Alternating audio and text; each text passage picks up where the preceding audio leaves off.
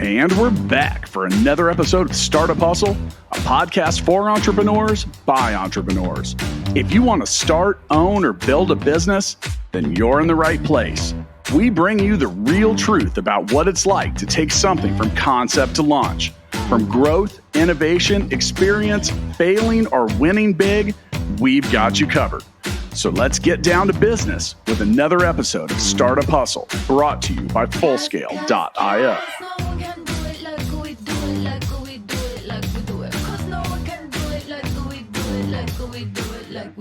And we are back. Thank you, listeners, for joining us for yet another episode of the Startup Hustle podcast.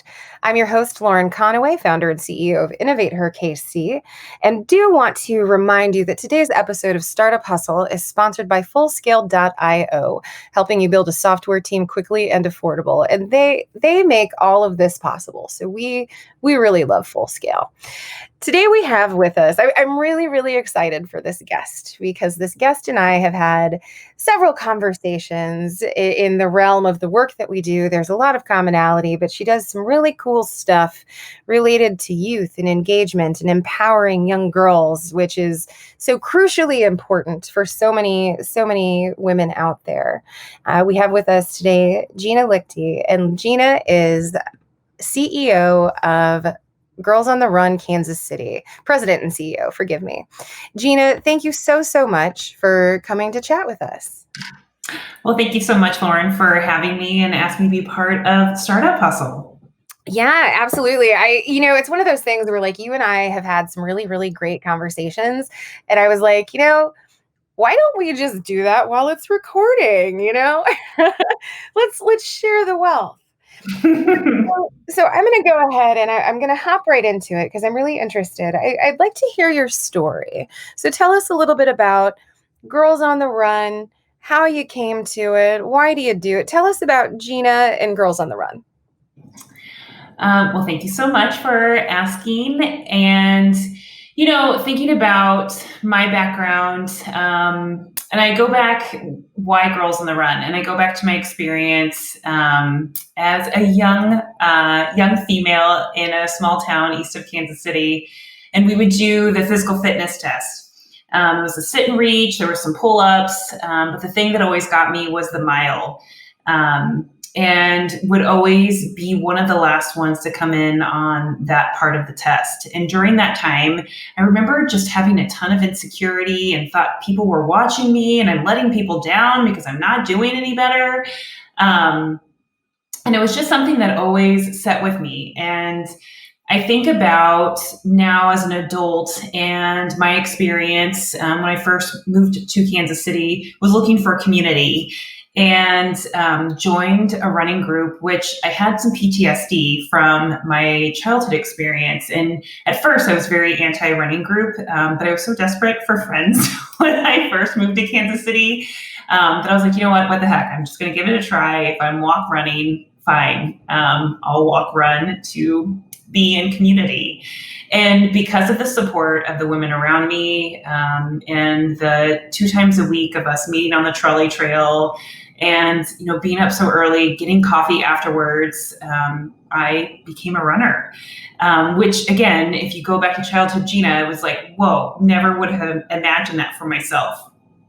So then I think about all the ways in which sports, in particular running, has influenced my experience in my career and how that has impacted, how you look at accomplishing a task, how you look at getting through a hard time, how you build resiliency. Prior to Girls on the Run, I was with a national nonprofit called Women Leaders in College Sports, and I oversaw the leadership and education arm of that business. And we would go to different communities working with mid-career professional women, helping them advance in their careers. And it was always so interesting working with these women and how they had all of these various skills and abilities to step into a leadership role, but yet they lacked the confidence to see themselves in that position.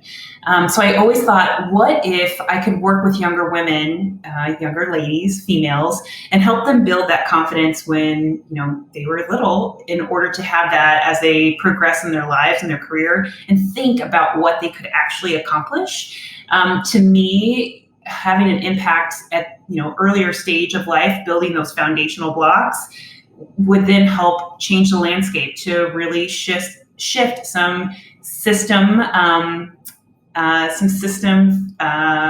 structures to help women advance more into leadership. So for me, working with Girls on the Run was almost a calling. It was something that really allowed me to mix my interest in helping advance more women into leadership roles and also integrate more health and wellness in knowing the ways in which running has influenced my life and helped me build the grit, the resiliency, just your own personal mastery to be better has just been a beautiful combination to lead me to this part of how I impact Kansas City in this way of building our youth and creating more of a pipeline for future female leaders. Well, so of course I love that. And we've talked about this before, but you and I are kind of very symbiotically attacking different parts of the pipeline. Like when we're talking about strong, passionate, brilliant women, we both firmly believe in that. You're addressing the early stages, like how can we build them so that they are well prepared to take on leadership roles, and and then you kind of hand them off to me, where when they're a little bit older, we get to support them in the paths that they've chosen to take. So I love that, and I want to thank you for that, for helping to fill the pipeline of just amazing young women. So one of the things that I want to ask you, we're gonna talk about purpose here a little bit. I want to ask you, what are the barriers and blockers that you're seeing with the young girls that you work with? I know that it kind of varies from individual to individual, but what are some of the big ones, like the things that are just difficult that you help these young girls circumvent? It's interesting, and especially in the time of a pandemic, response is a little bit different. But I think about mental health being a big issue for young women. And, I mentioned earlier, knowing the confidence and having that piece. And so teaching girls to think critically, to know how to be a part of a team, and to know how to get up when you've fallen. All of those aspects are huge within the Girls on the Run program. So again, teaching that from a 3rd to 8th grade perspective is a big piece in helping to break down those barriers that young women are facing. I also think about access. One of the nice benefits of running as a movement tool and just as activity, it's low barrier to access in order to participate in. But still there is a cost that is associated with being a part of the program. And so making sure that we provide financial assistance to girls who can't afford it otherwise, also providing shoes, sports bras, all of those things in order to participate in running as an activity. And really it's moving your body forward, running, walking, skipping, jumping. We welcome all forms of movement with our program. But I see those two, the mental health piece, and then also providing financial assistance to girls in need, as two big barriers that we often see within our program, that entry to access is one, and then also teaching girls the problem solving, ways in which to empower yourself is a huge piece in breaking down barriers that girls are facing whenever we see them in our program. Yeah, well, thank you for helping them to overcome those barriers. The work you're doing is it's so crucial, so vital.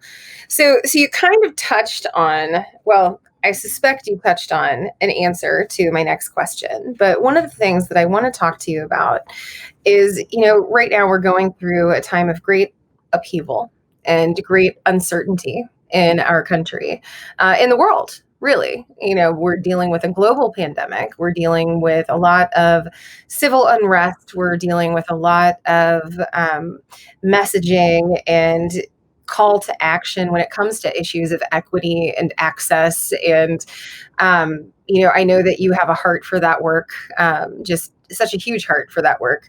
But the question that I want to ask you is why now? Why is your work so important now? We often talk about with Girls on the Run that we are trauma transformers. And in 2020, we are dealt a lot of trauma based off our experience with the pandemic, based off our experience as a country with our racial justice and our move forward in that fight.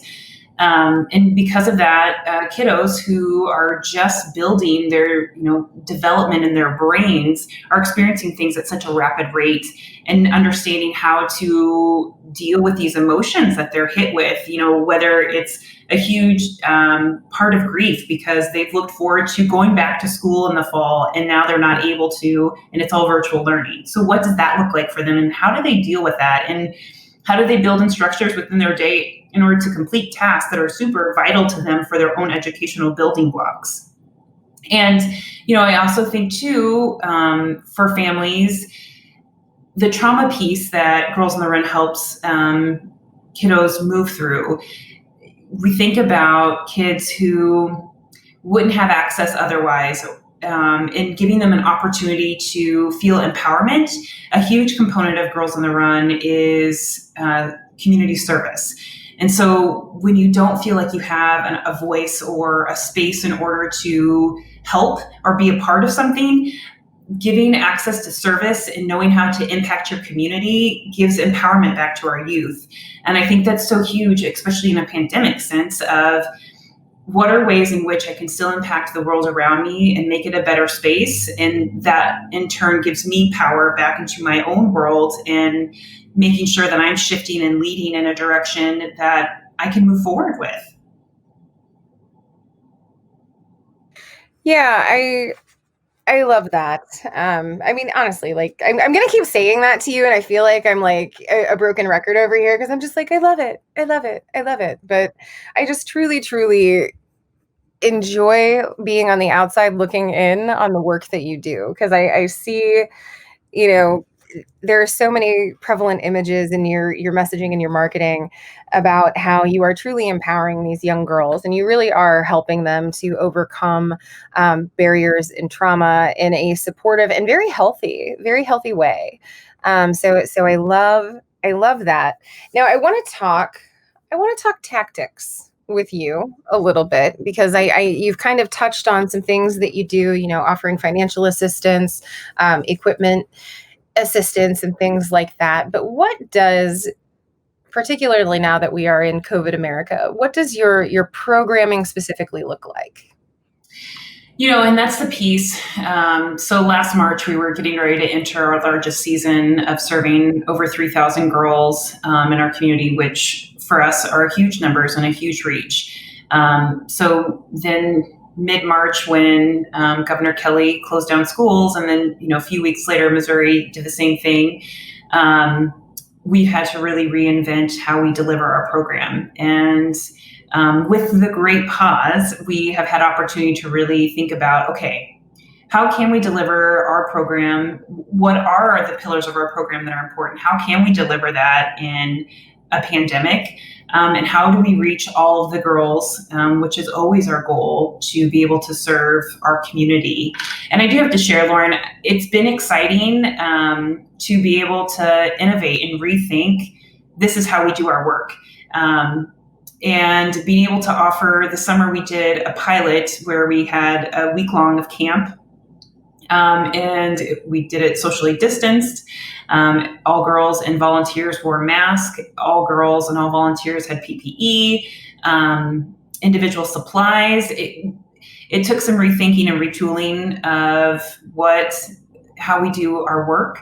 But in fact, it has made us better. And in fact, because of the shift in the way we're delivering, we're only going to make our organization even stronger and better.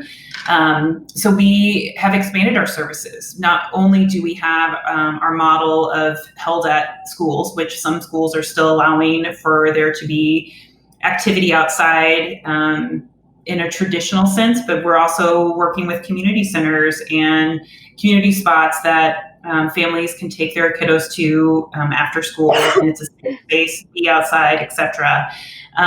But we are also offering a virtual program, which finding ways to still integrate activity into the virtual sense. We're sitting here at our desk and chatting, but with the virtual program, it's still getting girls up and doing a 5-minute dance party, or getting them up and having them run within their home and grab something yellow that reminds you of a happy emotion.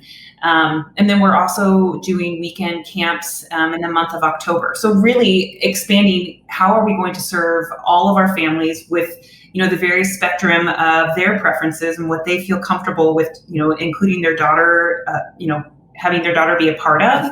And I keep telling my team that actually, because of the pandemic, we're getting better. And what we're offering to the community will only make us stronger as we move forward, post-pandemic, whenever that time might be.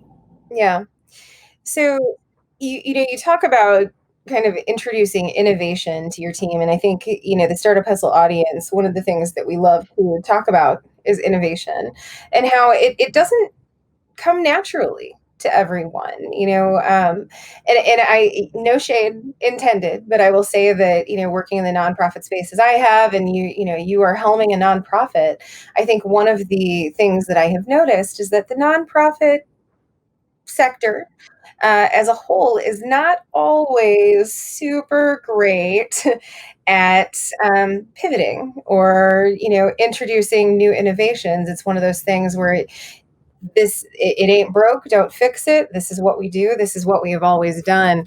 And I've talked about that with a couple of guests here on the show. So I want to talk to you a little bit about your experience in that. Like you, Gina, you are an innovative person. I think you are open to new ideas and new ways of looking at things. I've noticed that about you. But what was it like to have to very quickly pivot and redirect your attentions and rethink what Girls on the Run could be? Did you face, roadblocks, or did you, how did you work with your team to answer to some of this? Yeah. I love ideas, and I love being in the ideation phase.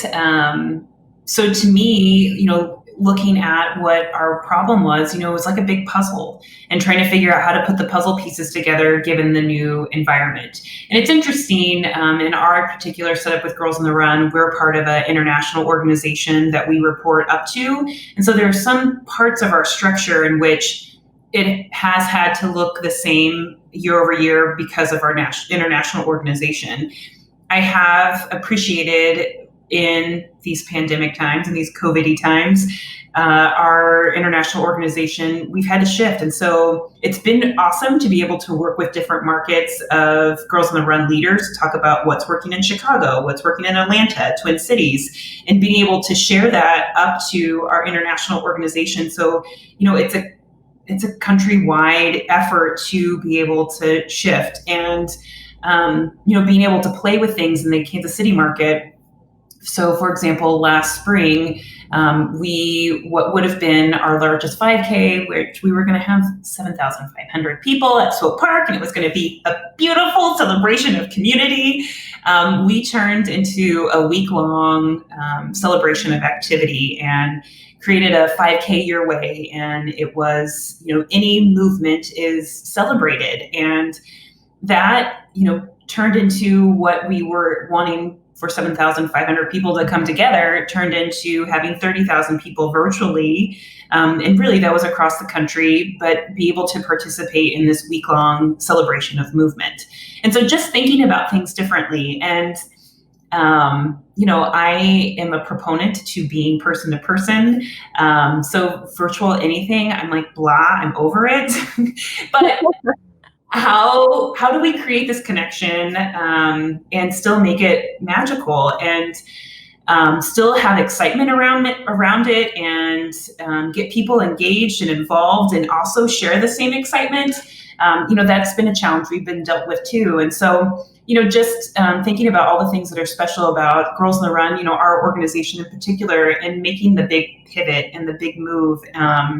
It's been fun to talk to all of our constituents here locally, our volunteers, our parents, our girls, and be able to use that information to inform how we move forward. But then also, as I mentioned earlier, talking to different markets and also working with our international organization. I mean, it has been a team effort in order for us to be able to say, here is what we're offering this fall. And, honestly, we hadn't been doing that prior to spring 2020. So again, it's making us stronger and better, and being able to really offer what it is that we do at an elevated level because of where we are in our, current climate. Yeah, well, that is incredible. And I always love hearing about organizations that are able to rely on other people and collaborate. And I would be remiss if I didn't mention our episode sponsors, Full Scale. So one of the things that they are able to do, they are very cool. If you are looking to build your team and build tech solutions and software solutions, they can help you scale your team. And we are just very, very grateful to them. Would really highly recommend that if you are looking for technology solutions effectively and affordably, Full Scale is the way to go. So let's talk a little bit about Gina. Are you? So listeners, I can actually see Gina's face right now, and I have to tell you, she just crinkled her nose. She was like, "Oh no, oh no." But one of the things that I want to talk to you about, because I think that you are an incredible example of a servant leader. There are many different kinds of leaders, but servant leaders definitely have my heart. Those who put their own personal ambitions and dreams aside in order to protect and to help and to work with some of our most vulnerable communities. And I would say that you are kind of the epitome of a servant leader heart. And I want to talk to you a little bit about that. We're going to go back. We're going to talk more about Girls on the Run, I promise. But I want to talk about you because I think you deserve to be lauded for the work that you do. So the question that I want to ask you right now is, why do you do what you do? Like, what is inside you that makes you want to do what you do? Because what you do is not easy. Man. Interesting. I think, I don't know if this is a woman thing or what it is, but every single time I ask questions like this of women leaders, they're always just like, oh God, I don't know. Like, and it's like, I think women, like, we're so tactical and we're so just like, let's get it done. Like, we have to get it done. We have to serve. But I want you to reflect a little bit on the power of your heart and the impact that it has in our community. Why do I do what I do? I think about my legacy and what I'm a part of in my own family, and I come from a family of farmers. And I think about the work that it takes to work your ground and all the love and the hard work that goes into that. And so I had an example growing up of this is what work looks like, but also being passionate about your work and having belief in what it is that you're doing and seeing the greater purpose, and all of those things inform why I choose to do what I do. And thinking about giving voice to women, thinking about giving voice to people who might not have it otherwise, those things are huge to me about standing up for what it means to be about justice. And I also think about health and wellness and how important that is as well to people living a life full of vitality, and my responsibility or just my passion and desire to be a part of that space too. I mean, all of these things inform why I do what it is that I do. Yay. I don't really have much else to say to that. I'm just saying, yay. That's amazing. Well, very cool. And so we've talked a little bit about your motivation. And so now I'm gonna flip the script on you just a little bit. I'm gonna ask you to talk to us about Girls on the Run as an institution. You mentioned that you're the Kansas City chapter, and that you work with other chapters. So what does it look like in practice to? I mean, I'm sure you have to adhere to, standards, and you have to make sure that you are branding and messaging correctly. Is that I would imagine that it's almost a little bit freeing because it allows you to operate within a space that is established and, you have resources. But what's that like? I do appreciate having a brand that it's already established that you can use. My team, we talk about how our brand voice is Leslie Knope and Michelle Obama. Oh my God. So they're two great brand voices. Oh my God. Right. So it's the melding of what that means, and being for young women, being for our community, and how important that is for being a voice in Kansas City.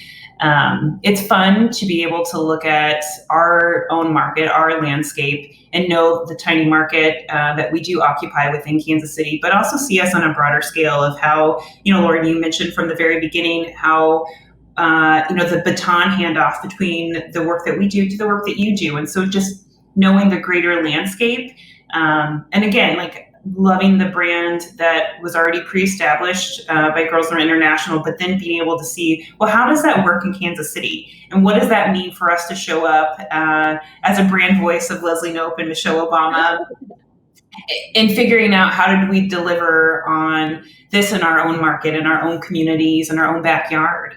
And I just love being able to tweak. One of my strengths is being a maximizer. So thinking about taking something good and making it even better. So then how can we grow Girls on the Run, grow what our brand is, grow our voice here in the Kansas City market? Yeah, well, and it's just important to note that for every additional girl that you reach, I mean, the potential for impact is exponential, because if you empower one girl, you also empower the girls around her. And someday you may empower her children or her coworkers or her team members. And so, well, yeah. And yeah. Lauren, I even, talking about that ripple effect, I even think about how Girls on the Run and girls who are part of the program impact their siblings, impact their parents, impact their neighbors, and I love on 5K day where, an aunt comes up to me and says, I've never ran. I've never even ran a 5K. I've never even walked a 5K. So thinking about what the power of an 8-year-old has on her whole family. And that's really something that we're trying to figure out too, is mobilizing what we're teaching the girls in our curriculum, and even thinking about how we change family food culture, and what, how families can grow their own vegetables in their own backyard, and how that can impact their table, and just all of the different ways in which mobilizing what we are teaching can impact neighborhoods, communities, cities, the country. Yeah. One of the kind of taglines that I have in my head right now is reach one, teach one, or teach one, reach one. There you go. And that's kind of the model that you've adopted. And I love the imagery of thinking about that as a ripple effect. But the fact that I love the fact that you comprehensively try to reach these young girls. I mean, the fact is you could just be like, yeah, we're going to put on a 5K and we're going to let some girls run and have a good time. But really you are holistically looking at the girl and saying, not only are we going to give her the tools and the mechanisms by which to run, but we're really going to give her the tools and the mechanisms by which to live. And that's a very powerful thing. And I think it's a little bit of a kind of a secret icing on the cake ninja goal that you have. Really on the surface, we're teaching girls to run and we're going to help them run and we're going to give them, the stuff they need to do that. But the depth of what you're able to offer these young girls is pretty incredible. Lauren, I would just like to reiterate the point that you just said I'm a ninja. So I like that. That's now going on the business cards. Like, I feel like it would be, you couldn't put ninja on the business cards. Then you got a ninja. Well, so let's talk about this for a second, because I think that you actually did a social Instagram takeover for InnovateHerKC, because we wanted to highlight what you do, and you showcased a lot of your team members. That was real cool. So thank you for doing that. We had so much fun seeing that. But you have this incredible team behind you who are all there's a common purpose and a common goal to support these young girls in many different ways. But one of the things that I want to talk about is you have a really strong, you've built a really strong core team, but you also have a really strong team of volunteers and people who are heavily invested in the success of your organization. You're not just cultivating, donors or walkers and runners. You're cultivating advocates and just very, very avid fans with what you do. I've noticed that. So talk to us a little bit about that, the building of that kind of culture and what that looks like. And that's where I do feel like Girls on the Run in the Kansas City market has a ton of power, is by our organic reach. And our organic ambassadors that have been our promoters, that have, helped reshare, who have created their own campaigns that surround Girls on the Run, and the power, that you just talked about, the holistic approach to living a better life. And they understand it. It's interesting. It's sometimes hard to really describe all of the aspects of Girls on the Run because it touches so differently. And some people who are not even runners are even, love what we do because they understand it. They see how it impacts the whole person in the various ways. You could be connected to Girls on the Run because your friend is a part of it and you love like that community piece. You could be connected because you're a runner, or you could be connected because you love learning and you love growing and pushing yourself in different ways. There's just so many different pieces. We're a team of 6, but we have over 2,100 volunteers that are out in the community delivering what we do. And that, we're going to be at 50 sites this fall, but in a normal fall or last fall, and in comparison, we're at 120. So we're in a bit of a rebuilding year. I would like to say we're like the 2016 Royals. We're coming back. We're making a comeback. Sorry, I have to giggle over that just a little bit. Okay, so one of the things that we wanted to touch on a little bit, we've talked about this advocacy and building this brand, but I'm going to take it back up to the 10,000 foot view, and I'm going to ask you about volunteerism. I think that's something that you're pretty passionate about. So I want you to talk to us about why volunteerism is important. Again, being a part of the Kansas City community, it's so important to see various aspects of the community. And, for example, being a part of food security and volunteering at harvesters and actually touching the food that goes to different entities that, food pantries or people that, backpack snacks. It's important to see putting it together to understand the landscape of how are we going to make Kansas City better? And the power that comes from being a part of putting your time toward it is huge. And it's the investment of lift as you rise, and what do you want your legacy to be, and where do you want to spend your time? It's interesting. I just had a conversation with my team and a couple of volunteers about the 1619 project, and we were talking about money versus people and making sure that we're all connected to humans, and why that is so important to, again, making our community better. And so I just think volunteering gives you a seat in being a part of an organization and putting your time into it. So then you too are involved and invested in whatever your passion point is. And what is exciting about Kansas City is we've got a ton of different opportunities for you to be a volunteer. And if it's food security, if it's homelessness, it's, whatever your passion is, you can put your time into that and making sure that it grows and it gets better because of where your investment is. Yeah. So, yay. Yay. I'm a volunteer at heart, and I know that a lot of our listeners are. And I think that message is so crucial. So I'm going to ask you now. I'm going to ask you one of my favorite questions to ask women leaders, and here it goes. What is the world that you want to see? And I'm not even necessarily, when I ask this question, people I think tend to focus on what they do, and what I'm focused on is the why they do. So like, for instance, my goal is to someday see a world where InnovateHerKC is no longer necessary, because everyone, man, woman, child, no matter what color, religion, race, creed you have equitable access to opportunity. That's the dream. InnovateHerKC is the tactic, right? So I'm asking you, Gina, what is the dream?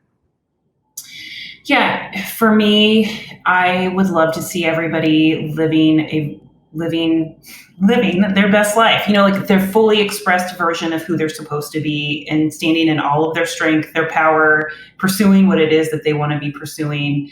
To me, that is the utopia that someday would hope to create, or at least work toward. Because when we're all fully expressed versions of ourselves, there's no stopping us, and we are living in what I consider the perfect world. Yeah. And so how do you feel, now we're going to get down to the 5,000-foot view. How do you feel your work through Girls on the Run is crucial to supporting that goal? I think self-development and self-inquiry, and just building a self-awareness at the third level, our third grade age level, is so important, because then it builds, again, this lifetime of awareness, and continue to reflect on who you are. What does it mean to show up as that? How can I get better? Teaching that at such a young age and continue to build that foundation get you closer to that self-actualization, and into that fully expressed version of yourself. And then incorporating healthy coping mechanisms for when there are hard times of, I'm going to move my body, I'm going to be I'm going to be connected to people who support me. I'm going to be fueling myself with healthy nutrition. I might be silly for a moment because a dance party fixes everything. Yeah. All of these, right? All of these things. Happy hour last night, and we prancer-sized. I just want you to know that happened.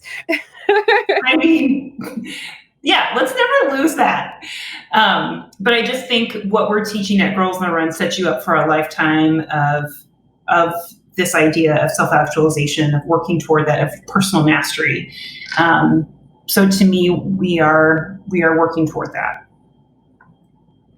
Okay, and as you work toward that, this is the third part of that question. We've gone through like different levels. Now the third and final piece, the 500-foot view, is tactically, what can we see in the future that is going to bring us closer to those dreams?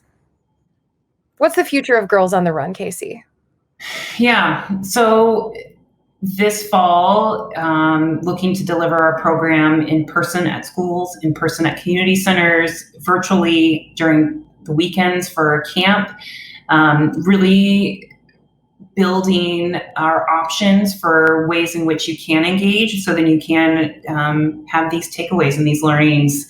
And from a volunteer standpoint, we need all the people to help us deliver that. So I encourage listeners to follow up if you're interested in helping to ignite young women's passion and unleash their limitless potential. We need you. And same, if you have a young daughter, young lady at home that you are a guardian for, sign her up for Girls on the Run, because this is a time more than ever that girls need to experience all the things that they will get from this program. Yeah. Well, that is very cool. And so we have come to the time of the human question. Are you ready? I've been ruminating on this, and you opened the door. So if you don't like this question, it is your fault. No one to blame but you. I hope it's about my ninja skills. Not. Although if you would like to explore that, I am more than happy to do a quick change. No. So the question is this. You definitely want to inject fun, and you and I always have a really fun time when we're talking. What's your favorite way to have fun? You know, um, for me, it's spending time with friends and really doing something active together. If it's a run group, if it's a bike with friends. I mean, if it is a dance party, that happens sometimes when I'm with my people. Right. Yeah, so it's spending time with others. Yeah, well, there's a reason I'm doing the work that I'm doing. Yeah, so it's spending time with those that I love and doing something that brings us tons of joy. And all those things that I mentioned are what bring me joy. Excellent. So what's your favorite song to dance to when you have one of these infamous dance parties? You get 2 human questions. Look at you. Oh my gosh. I am a huge SWV fan, and so probably one of their songs. I just got so excited. Like I started vibrating when you said that. That is awesome. Well, Cool. Mhm. well, Gina, thank you so much for being with us here today and for sharing your wisdom and sharing your heart. We are very, very grateful. And I'm speaking on behalf of everybody in the world, the Startup Hustle audience, innovators everywhere. Thank you for everything you do and for taking the time to chat with us today. Thank you, Lauren. I appreciate it. Yeah, absolutely. Oh my gosh, absolutely. It has been an honor.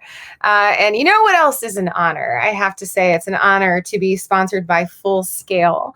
Once again, today's episode of Startup Hustle was sponsored by Fullscale.io, helping you build a software team quickly and affordably. You can find us, Startup Hustle Podcast, on Instagram at Startup Hustle Podcast, or check out our YouTube channel. We are so psyched that you chose to spend some time with us today. Thank you, and we will catch you again soon.